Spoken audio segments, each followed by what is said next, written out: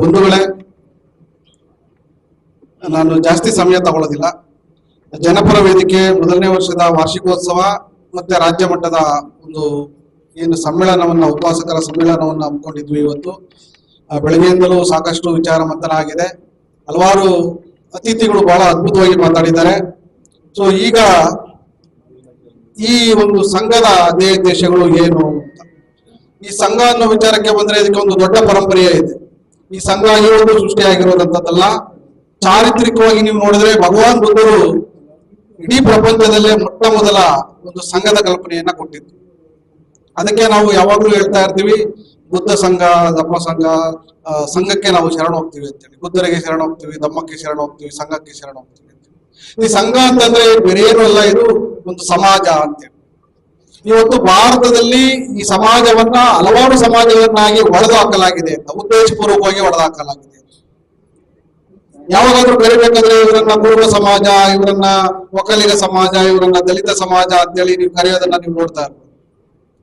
So ಆದ್ರೆ ಭಗವಾನ್ ಬುದ್ಧರು ಈ ಸಮಾಜವನ್ನ, ಅಂದ್ರೆ ಭಾರತೀಯ ಪರಂಪರೆ ಒಳಗಿನ ಸಮಾಜವನ್ನ ಕಟ್ಟಲಿಕ್ಕೆ, ಸೇರಿಸಲಿಕ್ಕೆ, ಎಜುಕೇಟ್ ಮಾಡ್ಕೊಳ್ಳಿಕ್ಕೆ ಅವರು ಆಯ್ಕೆ ಮಾಡ್ಕೊಂಡಿದ್ದು ಸಂಘದ ಮೂಲಕ. ಸೊ ಅಂತಹ ಸಂಘದ ಕಲ್ಪನೆಯನ್ನ ಭಗವಾನ್ ಬುದ್ಧರು ಸಾಮಾಜಿಕ ಚಳುವಳಿಯ ಅಥವಾ ಸಾಮಾಜಿಕ ಪರಿವರ್ತನೆಯ ಒಂದು ಭಾಗವಾಗಿ ರೂಪಿಸಲ್ಪಟ್ಟಿತ್ತು. ಆ ಒಂದು ಸಂಘದ ಕಲ್ಪನೆ ಇವತ್ತಿಗೂ ಕೂಡ ಜಗತ್ತಿನಾದ್ಯಂತ ಹಲವಾರು ರೂಪಗಳನ್ನ, ಹಲವಾರು ಏಳು ಬೀಳುಗಳನ್ನ ಕಂಡಿರೋದನ್ನ ನಾವು ನೋಡಿದ್ದೀವಿ. ಸೊ ಆ ತರ ಒಂದು ಸಂಘದ ಕಲ್ಪನೆ ನಮಗೆ ಐತಿಹಾಸಿಕವಾಗಿ, ಚಾರಿತ್ರಿಕವಾಗಿ ನಾವು ನೋಡ್ತಾ ಇದ್ದೀವಿ. ತದನಂತರ ನಾವು ಐತಿಹಾಸಿಕವಾಗಿ ನೋಡಿದ್ರೆ ಬ್ರಿಟಿಷರ ಕಾಲದಲ್ಲಿ ನಮಗೆ ಮಹಾತ್ಮ ಜ್ಯೋತಿಬಾ ಫುಲೆ ಅವರು ಬರ್ತಾರೆ. ಸತ್ಯಶೋಧಕ ಸಮಾಜ ಅನ್ನೋ ಒಂದು ಸಂಘದ ಮೂಲಕ ನಮ್ಮ ಮುಂದೆ ಬಂದು ಈ ಅಜ್ಞಾನದಲ್ಲಿರುವಂತಹ ಜನರಿಗೆ ಒಂದು ಸುಜ್ಞಾನವನ್ನ ತೋರಿಸ್ಲಿಕ್ಕೆ, ಒಳ್ಳೆಯ ದಾರಿಯನ್ನ ತೋರಿಸ್ಲಿಕ್ಕೆ ಸತ್ಯಶೋಧಕ ಸಮಾಜ ಅನ್ನೋ ಒಂದು ಸಂಘವನ್ನ ಕಟ್ತಾರೆ. ಸೊ ಅದರಲ್ಲಿ ಶಿಕ್ಷಣವನ್ನ ಮೂಲ ಉದ್ದೇಶವನ್ನಾಗಿಟ್ಕೊಂಡು ಅನಕ್ಷರಸ್ಥರಾಗಿದ್ದಂತಹ, ಅಸ್ಪೃಶ್ಯರಾಗಿದ್ದಂತಹ, ಹಿಂದುಳಿದ ವರ್ಗಗಳಾಗಿದ್ದಂತಹ, ಹಕ್ಕು ಅಧಿಕಾರಗಳಿಂದ ವಂಚನೆಗೊಳಗಾಗಿದ್ದಂತಹ ಜನರಿಗೆ ಆ ಒಂದು ಸಮಾಜದ ಮೂಲಕ ಸಮಾಜದ ಮುಖ್ಯವಾಹಿನಿಗೆ ತರ್ತಾರೆ. ಅದನ್ನ ಮುಂದುವರಿಸಿಕೊಂಡು ಬಂದಂತಹ ಶಾಹು ಮಹಾರಾಜರವರು, ಅವರು ಈ ಅಸ್ಪೃಶ್ಯ ಸಮುದಾಯಗಳನ್ನ, ಹಿಂದುಳಿದ ಸಮುದಾಯಗಳನ್ನ ಬಾಬಾ ಸಾಹೇಬ್ ಅಂಬೇಡ್ಕರ್ ಅವರ ಹೆಗಲಿಗೆ ಕೊಡುತ್ತಾ ಅವರ ಮೂಲಕ ಆ ಸಂಘದ ಜವಾಬ್ದಾರಿಯನ್ನ ಇಡೀ ರಾಷ್ಟ್ರಾದ್ಯಂತ ಒತ್ತು ಒಯ್ಯಲಿಕ್ಕೆ ಬಾಬಾ ಸಾಹೇಬರ ಹೆಗಲಿಗೆ ಬರ್ತದೆ. ಅದೇ ಬಾಬಾ ಸಾಹೇಬ್ ಅಂಬೇಡ್ಕರ್ ಅವರು ಬಹಿಷ್ಕೃತ ಭಾರತ ಅಂತೇಳಿ, ಮೂಕನಾಯಕ ಅಂತೇಳಿ, ಮತ್ತೆ ಶೆಡ್ಯೂಲ್ ಕ್ಯಾಸ್ಟ್ ಫೆಡರೇಷನ್, ಈ ತರ ಸಾಕಷ್ಟು ಸಂಘಟನೆಗಳನ್ನ ಅವರು ಕಟ್ಟಿದ್ದಾರೆ. ಅದಾದ ಮೇಲೆ ಅವರು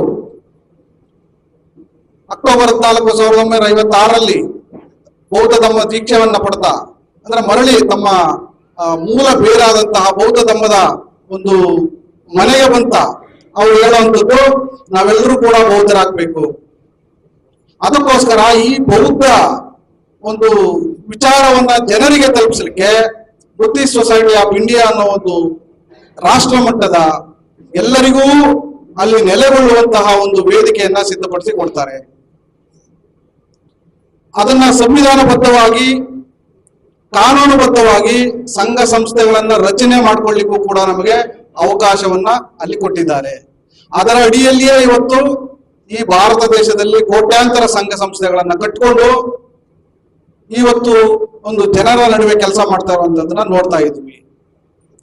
ಸೊ ಆ ರೀತಿಯಾಗಿ ಮುಂದುವರೆದು ಬಂದಂತಹ ಒಂದು ಭಾಗವಾಗಿ 70ರ ದಶಕದಲ್ಲಿ ಭಾರತದಲ್ಲಿ, ಅದರಲ್ಲೂ ಕರ್ನಾಟಕದಲ್ಲಿ, ಒಂದು ದಲಿತ ಅಸ್ಮಿತೆಯ ಹೆಸರಲ್ಲಿ ಬಾಬಾ ಸಾಹೇಬರೇ ಉಪಯೋಗಿಸದ, ಬಾಬಾ ಸಾಹೇಬರೇ ಅದನ್ನ ಕಾಯಿನ್ ಮಾಡದ ಒಂದು ಹೆಸರನ್ನ ಇಟ್ಕೊಂಡು ದಲಿತ ಸಂಘರ್ಷ ಸಮಿತಿ, ಮಹಾರಾಷ್ಟ್ರದಲ್ಲಿ ದಲಿತ್ ಪ್ಯಾಂಥರ್ಸ್, ಈ ತರದ ಹೆಸರಲ್ಲಿ ದಲಿತ ಸಂಘಟನೆಗಳು ಮುನ್ನೆಲೆಗೆ ಬರ್ತವೆ. 70ರ ದಶಕದಲ್ಲಿ ಒಂದು 90ರ ದಶಕದ 20 ವರ್ಷಗಳಲ್ಲಿ ತುಂಬಾ ಅಪ್ರಾಯಮಾನವಾದಂತಹ, ತುಂಬಾ ದೊಡ್ಡ ಎತ್ತರ ಮಟ್ಟಕ್ಕೆ ಹೋಗಿ ಅಷ್ಟೇ ಕೆಳಗಡೆ, ಅಷ್ಟೇ ಜೋರಾಗಿ ಕೆಳಗೆ ಬಿದ್ದಿದ್ದನ್ನು ಕೂಡ ನಾವು ಕಂಡಿದ್ದೇವೆ.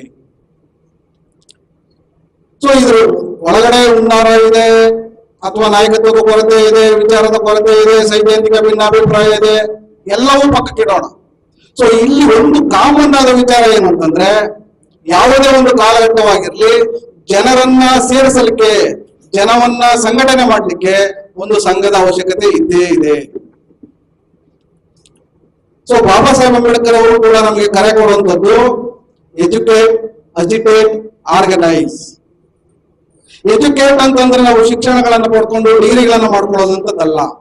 ಈ ತರ ವಿಚಾರ ಮಂಥನಗಳನ್ನ ಮಾಡಿಕೊಂಡು ನಮ್ಮ ಮಾನಸಿಕ ಬೌದ್ಧಿಕ ಕೃಷಿಯನ್ನ ನಾವು ಮಾಡಿ ಒಂದು ಎಚ್ಚರಿಕೆಯ ಅರಿವುಳ್ಳವರಾಗಿ, ಜ್ಞಾನವಂತರಾಗಿ ಸಮಾಜವನ್ನ ಮೇಲಕ್ಕೆತ್ತುವಂತಹ ಅಥವಾ ಸರಿಯಾದ ದಾರಿಯಲ್ಲಿ ಕರೆದುಕೊಂಡು ಬರುವಂತಹ ಒಂದು ವಿಚಾರವನ್ನ, ಒಂದು ಶಿಕ್ಷಣವನ್ನ ನಾವು ಕೊಡಬೇಕಾಗಿರೋದು ಅಂತವರಿಗೆ. ಅದು ಶಿಕ್ಷಿತರಾಗಿ. ಮತ್ತೆ ಅವರು ಅಜಿಟೇಟ್ ಅಂದ್ರೆ ನಾವು ಪ್ರತಿಯೊಂದನ್ನು ಕೂಡ, ಒಂದು ಪಕ್ಷಿಯೂ ಕೂಡ ಪ್ರತಿನಿತ್ಯ ಅದು ಹೋರಾಟ ಮಾಡದೆ ಅದರ ಹೊಟ್ಟೆಯನ್ನ ತುಂಬಿಸಿಕೊಳ್ಳಲಿಕ್ಕೆ ಸಾಧ್ಯವಿಲ್ಲ. ಯಾಕೆಂದ್ರೆ ಆ ಅಕ್ಕಿಯ ಮೇಲೂ ಕೂಡ ಅದಕ್ಕಿಂತ ಬಲಿಷ್ಠವಾದ ಪ್ರಾಣಿಗಳು ಅಥವಾ ಪಕ್ಷಿಗಳು ಅವುಗಳನ್ನ ಕೊಂದು ತಿದ್ದು ಹಾಕ್ಬಿಡ್ತವೆ ಅನ್ನೋ ಭಯ ಅದಕ್ಕಿದೆ. ಅದು ಕೂಡ ಪ್ರತಿನಿತ್ಯ ಹೋರಾಟ ಮಾಡುತ್ತೆ. ಅದೇ ರೀತಿಯಾಗಿ ನಾವು ನಮ್ಮ ಬದುಕಲ್ಲಿ ಪ್ರತಿನಿತ್ಯವೂ ಕೂಡ ಹೋರಾಟವನ್ನೇ ಮಾಡ್ತಾ ಇದ್ದೀವಿ. ಸೊ ನಮ್ಮ ಮೇಲೆ ಆಗ್ತಾ ಇರುವಂತಹ ಜಾತಿ ದೌರ್ಜನ್ಯಗಳಿರ್ಬೋದು, ಅಸಮಾನತೆ ಇರಬಹುದು, ಅಥವಾ ಬೇರೆ ಯಾವುದೇ ಹಕ್ಕು ಅಧಿಕಾರಗಳಲ್ಲಿ ಆಗಿರುವಂತಹ ಅನ್ಯಾಯ ಇರಬಹುದು, ಇವೆಲ್ಲದನ್ನು ಕೂಡ ನಾವು ಹೋರಾಟದ ಮೂಲಕವೇ ಪಡೆಯಬೇಕು, ಹೋರಾಟದ ಆಂದೋಲನದ ಮೂಲಕವೇ ಇದನ್ನ ಗಳಿಸ್ಕೊಳ್ಬೇಕು ಅನ್ನೋದು ಬಾಬಾ ಸಾಹೇಬ್ರ ಬದುಕನ್ನು ನೋಡಿದ್ರೆ ಎಂತವರೆಗೂ ಅರ್ಥ ಆಗ್ತದೆ. ಆ ಕಾರಣಕ್ಕೋಸ್ಕರ ಅಜಿಟೇಟ್ ಅನ್ನೋದು ನಿರಂತರವಾಗಿ, ಅಂದ್ರೆ ಎಲ್ಲವೂ, ಈಗ ನಾವು ನಾಳೆ ಅಧಿಕಾರಕ್ಕೆ ಬಂದರು, ಬಹು ಜನರಿಗೆ ಅಧಿಕಾರ ಸಿಕ್ಕಿದ್ರು, ನಮ್ಮವರೇ ಪ್ರೈಮ್ ಮಿನಿಸ್ಟರ್ ಆದ್ರು, ನಮ್ಮವರೇ ರಾಷ್ಟ್ರಪತಿಗಳಾದ್ರು, ಮಂತ್ರಿಗಳಾದ್ರು, ಹೋರಾಟ ಮಾತ್ರ ನಿಲ್ಲಿಸುವಂಗಿಲ್ಲ. ಇದು ನಿರಂತರವಾಗಿ ನಡೀತಲೇ ಇರಬೇಕು. ಅದನ್ನ ಜೀವಂತವಾಗಿ ಇಡಬೇಕು. ಯಾವುದೇ ಒಂದು ವಸ್ತು ಬಳಸದೆ ಹಾಗೆ ಇಟ್ಟರೆ ತುಕ್ಕು ಹಿಡಿತದೆ, ಗೆದ್ದಲು ಹಿಡಿತದೆ, ಹಾಳಾಗಿ ಹೋಗ್ತದೆ. ಮತ್ತೆ ಇನ್ನು ಆರ್ಗನೈಸ್ ವಿಚಾರಕ್ಕೆ ಬಂದ್ರೆ, ಅದು ಬುದ್ಧರ ಕಲ್ಪನೆ. ಏನು ಸಂಘದ ಕಲ್ಪನೆಯನ್ನ ಮಾಡಿದ್ರು, ಆ ಸಂಘದಲ್ಲಿ ಎಲ್ಲಿಯವರೆಗೂ ಜನ ಇರ್ತಾರೆ ಅಲ್ಲಿಯವರೆಗೂ ಆ ಸಂಘವನ್ನ ಹೊಡಿಲಿಕ್ಕೆ ಅಥವಾ ಧರ್ಮವನ್ನು ಹೊಡಿಲಿಕ್ಕೆ ಅಥವಾ ಧರ್ಮವನ್ನ ನಾಶ ಮಾಡ್ಲಿಕ್ಕೆ ಯಾರ ಕೈಯೂ ಸಾಧ್ಯ ಇಲ್ಲ. ಆ ವಿಚಾರವನ್ನ ಬುದ್ಧರ ಕ್ಲಾರಿಫೈ ಮಾಡಿದ್ದಾರೆ. ವಜ್ಜೆಗಳು ಮತ್ತೆ ಕೂಲಿಯರ ವಿಚಾರದಲ್ಲಿ ಶತ್ರುಗಳು ಅವ್ರ ಮೇಲೆ ಯುದ್ಧಕ್ಕೆ ಬಂದಾಗ ವಜ್ಜೆಗಳನ್ನ ಯಾರಾದ್ರೂ ಸೋಲಿಸ್ಲಿಕ್ಕೆ ಆಗ್ತದ ಅನ್ನೋ ವಿಚಾರದಲ್ಲಿ ಬಹಳ ಬ್ಯೂಟಿಫುಲ್ ಆಗಿ ಭಗವಾನ್ ಬುದ್ಧರು ಕ್ಲಾರಿಫೈ ಮಾಡಿದ್ದಾರೆ. ಎಲ್ಲಿವರೆಗೂ ವಜ್ಜಿಗಳಿಗೆ ಸಂಘದ ಬಲದಲ್ಲಿ ನಂಬಿಕೆ ಇರ್ತದೆ, ಸಂಘದ ತತ್ವದಲ್ಲಿ ನಂಬಿಕೆ ಇರ್ತದೆ, ಸಿದ್ಧಾಂತದಲ್ಲಿ ನಂಬಿಕೆ ಇರ್ತದೆ, ಸಮಾನತೆಯಲ್ಲಿ ನಂಬಿಕೆ ಇರ್ತದೆ, ಅಲ್ಲಿಯವರೆಗೂ ಈ ವಜ್ಜಿಗಳನ್ನ ಯಾರು ಕೂಡ ನಾಶ ಮಾಡ್ಲಿಕ್ಕೆ ಆಗುದಿಲ್ಲ. ಸೊ ಹಾಗಾಗಿ ನಮ್ಮ ಬಹುಜನರು ಅಥವಾ ನಮ್ಮ ಶೋಷಿತ ಜನರು ಎಲ್ಲಿಯವರೆಗೆ ಬಾಬಾ ಸಾಹೇಬರ ತತ್ವಗಳಲ್ಲಿ ನಂಬಿಕೆ ಇರ್ತದೆ, ಎಲ್ಲಿಯವರೆಗೆ ಬುದ್ಧ ನಮ್ಮ ಸಂಘದಲ್ಲಿ ಇವರು ನೆಲೆಗೊಳ್ತಾರೆ, ಅಲ್ಲಿಯವರೆಗೂ ಇವರನ್ನ ನಾಶ ಮಾಡ್ಲಿಕ್ಕೆ ಆಗೋದಿಲ್ಲ. ಆದ್ರೆ ಇವತ್ತು ಸಣ್ಣ ಸಣ್ಣ ಜಾತಿಗಳ ಹೆಸರಲ್ಲಿ, ಸಣ್ಣ ಪುಟ್ಟ ಅಧಿಕಾರದ ಹೆಸರಲ್ಲಿ, ಅಥವಾ ಒಂದು ಆಮಿಷಗಳ ಹೆಸರಲ್ಲಿ, ಅಥವಾ ಇನ್ನು ಬೇರೆ ಬೇರೆ ಕ್ಷುಲ್ಲಕ ಕಾರಣಗಳಿಗಾಗಿ ಇವರನ್ನು ಒಳದಾಕಲಾಗಿದೆ. ಸೊ ಈ ಎಲ್ಲ ವೈಮನಸ್ಯಗಳನ್ನ ಕಳಚಿಕೊಳ್ಳುವ ಕಾಲ ಇದು, ಈ ಎಲ್ಲ ವೈರುಧ್ಯಗಳನ್ನ ಬೀರುವ ಕಾಲ ಇದು, ಇವೆಲ್ಲವನ್ನ ಬಿಟ್ಟು ನಾವು ಒಂದಾಗುವ ಕಾಲ ಇದು. ಸೊ ಹೀಗಾಗಿ ಈ ವೇದಿಕೆ ಮುಖಾಂತರ ನಾನು ಒಂದು ಮನವಿ ಮಾಡ್ಕೊಳ್ತಾ ಇದ್ದೇನೆ, ಈ DSS ಅನ್ನೋ ಒಂದು ಕಾಯಿನ ನೀವು ಉಳಿಸ್ಕೊಳ್ಳಿ, ಆದ್ರೆ ಅದು ಧಮ್ಮ ಸೇವಕ ಸಂಘ ಆಗಿ ಉಳ್ಕೊಳ್ಳಿ. ದಲಿತ ಸಂಘರ್ಷ ಸಮಿತಿಯ ನಮಗೆ ಬೇಡ, ಧಮ್ಮ ಸೇವಕ ಸಂಘವಾಗಿ ನೀವು ಮುಂದುವರಿಯಿರಿ. ನೀವು ಇನ್ನು 20 ವರ್ಷಗಳ ಕಾಲ ಈ ಸಮಾಜದಲ್ಲಿ ಧಮ್ಮ ಸೇವಕ ಸಂಘಗಳಾಗಿ ಕೆಲಸ ಮಾಡಿಬಿಟ್ರೆ ಕರ್ನಾಟಕದಲ್ಲಿ ಬೌದ್ಧ ಧಮ್ಮ ಉಚ್ಛ್ರಾಯ ಸ್ಥಿತಿಗೆ ಹೋಗ್ತದೆ. ನೀವು ಎಲ್ಲಿಯವರೆಗೂ ದಲಿತ ಸಂಘರ್ಷ ಸಮಿತಿಯರಾಗಿ ಹೊರಡ್ತೀರಿ, ಅಲ್ಲಿವರೆಗೂ ನೀವೇ ಜಾತಿಯ ಒಂದು ಕಾಪಿರುವ ನಾಯಕರಾಗಿ ನೀವೇ ಹೊರಡ್ತೀರಿ. ಜಾತಿಗಳನ್ನ ದೌರ್ಜನ್ಯ ಆಗ್ತಾ ಇದೆ ನಮ್ಮ ಮೇಲೆ ಅಂತೇಳಿ ನಾವು ಬೈತಾ ಇದೀವಿ, ಮತ್ತೆ ಅದೇ ಜಾತಿಗಳಲ್ಲಿ ನಾವು ನೇಣಾಕೊಳ್ತಾ ಇದೀವಿ, ಅದೇ ಜಾತಿ ಸಂಘಟನೆಗಳನ್ನ ನಾವು ಕಟ್ತಾ ಇದೀವಿ. ಬಾಬಾ ಸಾಹೇಬರು ಬರುವಂತಹ ಬುದ್ಧ ಧರ್ಮದ ಕಡೆಗೆ ಹೋಗ್ಬೇಕು ಅನ್ನೋ ಒಂದು ವಿಚಾರವನ್ನು ಇಟ್ಕೊಂಡು ದಲಿತ ಸಂಘರ್ಷ ಸಮಿತಿ ಇವತ್ತು ಮುನ್ನೆಲೆಗೆ ಬರಬೇಕಾಗಿದೆ. ತಳ ಸಮುದಾಯಗಳಲ್ಲಿ ಹೆಸರಿನಲ್ಲಿ ಬರೀತಿರುವಂತಹ ಸಾಹಿತಿಗಳು ಇವತ್ತು ತಮ್ಮ ತತ್ವ ಸಿದ್ಧಾಂತಗಳನ್ನ ಬಾಬಾ ಸಾಹೇಬರ ತತ್ವ ಸಿದ್ಧಾಂತಗಳ ಜೊತೆಗೆ ಹೋಲಿಕೆ ಮಾಡಬೇಕಾಗಿದೆ, ಬುದ್ಧರ ವಿಚಾರಗಳೊಂದಿಗೆ ಸಾಮ್ಯತೆ ಮಾಡಬೇಕಾಗಿದೆ. ನಿಮ್ಮ ಆಲೋಚನಾ ಕ್ರಮಗಳನ್ನ ನೀವು ಬರ್ಕೊಂಡು ಪ್ರಶಸ್ತಿಗಳನ್ನ ಪಡ್ಕೊಳ್ಳೋದು ಒಳ್ಳೆತನ ಅಲ್ಲ. ಒಂದು ಸಿದ್ಧಾಂತವನ್ನ ಗೆಲ್ಲಿಸದ ಸಾಹಿತ್ಯವೇ ಅಲ್ಲ. ಹೇಗೆ ಬಸವಲಿಂಗಪ್ಪನವರು ಕನ್ನಡದ ಸಾಹಿತ್ಯ ಭೂಷ ಅಂತ ಕರೆದ್ರು, ಈ ದಲಿತ ಸಾಹಿತ್ಯದಲ್ಲಿ ಹುಟ್ಟು ಬರ್ತಾ ಇರುವಂತಹ ಈ ಸಾಹಿತ್ಯ ಅದು ಕೂಡ ಭೂಷವೇ. ಎಲ್ಲಿಯವರೆಗೆ ಅಂತಂದ್ರೆ ಇದು ಬಾಬಾ ಸಾಹೇಬ್ ಅಂಬೇಡ್ಕರ್ ತತ್ವಗಳನ್ನು ಒಳಗೊಂಡಿಲ್ಲ ಇದು, ಮುಂದಿನ ತತ್ವಗಳನ್ನು ಒಳಗೊಂಡಿಲ್ಲ ಇದು. ಹಾಗಾಗಿ ಇದು ಭೂಷ ಸಾಹಿತ್ಯ ಆಗ್ತದೆ. ಬರೀ ಎಷ್ಟು ದಿನ ಹೇಳ್ಕೊಂಡಿರ್ತೇವೆ ನೀವು, ಎಷ್ಟು ದಿನ ಕಾಲ ಬರೀ ನಿಮ್ಗೆ ದೌರ್ಜನ್ಯ ಆಗಿದೆ, ಬರೀ ನಮ್ಗೆ ಅನ್ಯಾಯ ಆಗ್ತಾ ಇದೆ ಅಂತ ಹೇಳ್ಕೊಂಡು ಹೋಗ್ತೀರಿ. ಆಲ್ಟರ್ನೇಟಿವ್ ಬಾಬಾ ಸಾಹೇಬ್ ಅಂಬೇಡ್ಕರ್ ಅವರು ಕೊಟ್ಟಿದ್ದಾರಲ್ಲ, ಆ ಕಡೆಗೆ ಯಾಕೆ ಬರ್ಲಿಕ್ಕೆ ನೀವು ಮನಸ್ಸು ಮಾಡ್ತಾ ಇಲ್ಲ?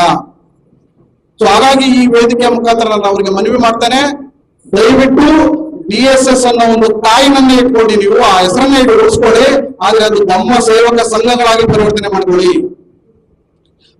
ಮತ್ತೆ ಬಾಬಾ ಸಾಹೇಬ್ ಅಂಬೇಡ್ಕರ್ ಅವರ ಮತ್ತೆ ಬುದ್ಧರ ವಿಚಾರಗಳನ್ನ ಮುನ್ನೆಲೆಗೆ ತಗೊಬನ್ನಿ, ಆಗ ಸಮಾಜ ಖಂಡಿತ ಬದಲಾವಣೆ ಆಗ್ತದೆ. ಆ ಕಾರಣಕ್ಕೋಸ್ಕರ ನಮಗೆ ಸಂಘ ಬೇಕು. ಸೊ ಈ ಜನಪರ ವೇದಿಕೆಯ ಉದ್ದೇಶವೂ ಕೂಡ ಇದು ನಾವು ಹುಟ್ಟಾಕಿದವೋ ಅಥವಾ ನಮಗೆ ಬೇಕೋ ಅನಿವಾರ್ಯವೋ ಅಲ್ಲವೋ ಅನ್ನೋದು ಎರಡನೇ.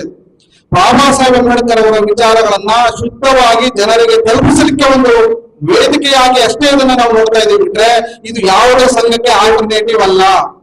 ಬಾಬಾ ಸಾಹೇಬರ ಸಂಘಟನೆಗೆ ಇದು ಆಲ್ಟರ್ನೇಟಿವ್ ಅಲ್ಲ, ಅಥವಾ DSS ಸಂಘಟನೆಗಳಿಗೆ ಇದು ಆಲ್ಟರ್ನೇಟಿವ್ ಅಲ್ಲ, ಅಥವಾ ಇನ್ಯಾವುದೇ ಸಂಘಕ್ಕೆ ಇದು ಆಲ್ಟರ್ನೇಟಿವ್ ಅಲ್ಲ.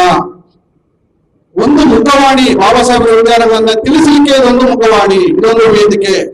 ಆ ಕಾರಣಕ್ಕೋಸ್ಕರ ದಯವಿಟ್ಟು ನಾನು ಈ ವೇದಿಕೆ ಮುಖಾಂತರ ಮತ್ತೊಮ್ಮೆ ಕೇಳ್ಕೊಳ್ಳೋದೇನು ಅಂತಂದ್ರೆ, ಇದನ್ನ ಹೆಚ್ಚು ಹೆಚ್ಚು ನೀವು ಮಾತಾಡಿ. ವೇದಿಕೆಗಳಲ್ಲಿ ತುಂಬಾ ಗಣ್ಯರಿದ್ದೀರಿ, ಮಾತಾಡೋರಿದ್ದೀರಿ. ಈ ವೇದಿಕೆಗಳೆಲ್ಲ ಅಲ್ಲದೆ ಬೇರೆ ವೇದಿಕೆಗಳಲ್ಲಿ ಹೋಗೋದು ಕೂಡ ಈ ವಿಚಾರಗಳನ್ನ ನಾವು ಮುಂದೆ ಇಡೋಣ. ಯಾಕೆಂದ್ರೆ ಪರಿವರ್ತನೆಗಳು ಬರೀ ನಾವೊಬ್ಬರು ಅಥವಾ ಒಂದಷ್ಟು ಜನ ಸೇರಿ ಮಾಡಲಿಕ್ಕೆ ಆಗೋದಿಲ್ಲ, ಇಡೀ ಸಾಮುದಾಯಿಕವಾಗಿ ಇದು ಆಗ್ಬೇಕಾಗಿರುವಂತ ಕೆಲಸ. ಹಾಗಾಗಿ ಒಂದು ವೇಳೆ ನಾವು ಹೆಚ್ಚಿಗೆ ಮಾತಾಡ್ಲಿಕ್ಕೆ ಹೋಗೋದಿಲ್ಲ. ಈ ಜನಪರ ವೇದಿಕೆ ನಿಮ್ಮೆಲ್ಲರ ವೇದಿಕೆ. ಇದು ಯಾರೋ ಒಬ್ಬರು ಸೃಷ್ಟಿ ಮಾಡಿದ್ದು, ಒಬ್ಬರು ನಡೆಸ್ಕೊಂಡು ಹೋಗ್ತಾ ಇರುವಂತದ್ದು ಅಲ್ಲ. ಇದನ್ನು ಸುವ್ಯವಸ್ಥಿತವಾಗಿ ನಡ್ಕೊಂಡು ಹೋಗ್ಬೇಕು ಅನ್ನೋ ಕಾರಣಕ್ಕೋಸ್ಕರ ಒಂದು 18 ಜನ ಇದನ್ನ ಸುವ್ಯವಸ್ಥಿತವಾಗಿ ಮೀಟಿಂಗ್ ಗಳನ್ನ ಮಾಡಿಕೊಂಡು ನಮಗೆ ಏನು ನಮ್ಮ ಜನ ಏನ್ ಕೇಳ್ತಾ ಇದಾರೆ, ಅಗತ್ಯತೆ ಏನಿದೆ ಅನ್ನೋ ವಿಚಾರಗಳನ್ನ ಇಟ್ಕೊಂಡು ಇದನ್ನ ನಡೆಸ್ತಾ ಇದ್ವಿ ಬಿಟ್ರೆ ಇದರಿಂದ ನಮಗೆ ಯಾವುದೇ ಲಾಭ ಇಲ್ಲ. ಇದು ಲಾಭಗೋಸ್ಕರ ಹುಟ್ಟಿರೋ ಸಂಸ್ಥೆ ಅಲ್ಲ.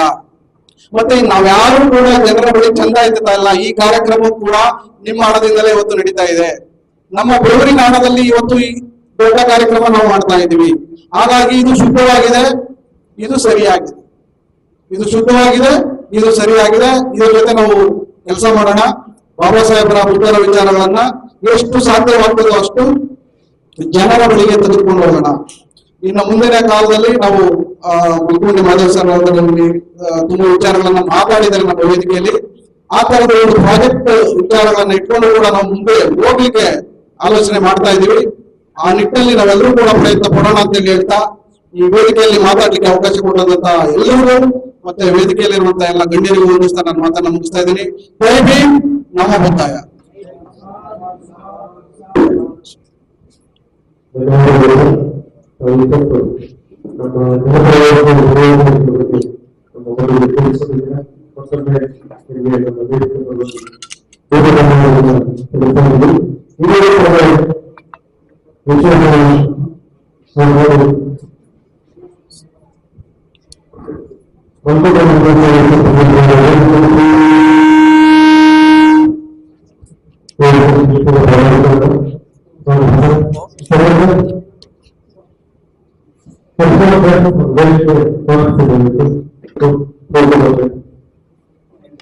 ಅದೇ ರೀತಿ